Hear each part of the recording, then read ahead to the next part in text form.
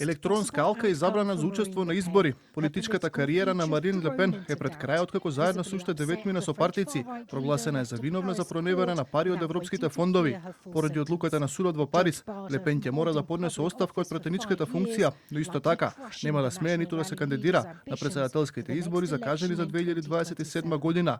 Последните мерења на јавното мислење во Франција покажуваат дека Ле Пен е во предност и е фаворит за освојување на Елисејската палата. Претседателката на Националниот фронт одлуката ја нарече политичка, чија единствена цел е да исфрли од претседателската трка. Да бидеме искрени, јас бев елиминирана, но вистината е дека елиминирани беа и гласовите на милиони французи. Ке се жалам затоа што не сум виновна. Нема да дозволам да бидам елиминирана вака. Ке ги следам сите правни патишта што можам. Системот активираше нуклеарна бомба затоа што ке победевме на изборите. Француската десница најави мобилизација, а на страна на претседателката на Националниот фронт застана и дел од европските политичари. Јас сум Марин, напише на Твитер унгарскиот премиер Виктор Орбан, додека пак првите луѓе на десничарските партии во Холандија и Шпанија, Геерт Вилдерс и Сантиаго Анаскал, порачаа дека никој нема да успее да го замолчи гласот на францускиот народ. Критика стигна од италијанската премиерка Џорџа Мелони. Не ги знам деталите за обвиненијата против Марин Ле Пен, ниту причините за ваквата сурова одлука.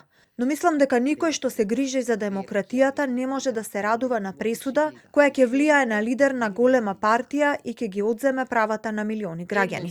Реакција од Соединетите Американски држави. Од Белата куќа велат дека наместо постојано да се зборува за демократските вредности, тоа треба да се покаже и на дело. Доналд Трамп пак ја спореди одлуката против Ле Пен со судскиот процес кој се водеше против него. Забрането е да се кандидира 5 години, а таа е водечки кандидат. Тоа звучи како оваа земја. Многу звучи како оваа земја. Судот во Париз ја осуди Марин Ле Пен од десничарскиот Национален фронт на 4 години затвор поради проневера на средства од европските фондови. Според одлуката, 2 од вкупно 4 години ќе бидат условна казна. Судот пресуди дека Ле Пен треба да добие 5-годишна забрана за вршење на јавна функција и дека треба да плати парична казна во висина од 100.000 евра. Покрај Ле Пен за виновни се прогласени уште 8 сегашни и поранешни членови на партијата, кои исто како неа претходно биле пратеници во Европскиот парламент.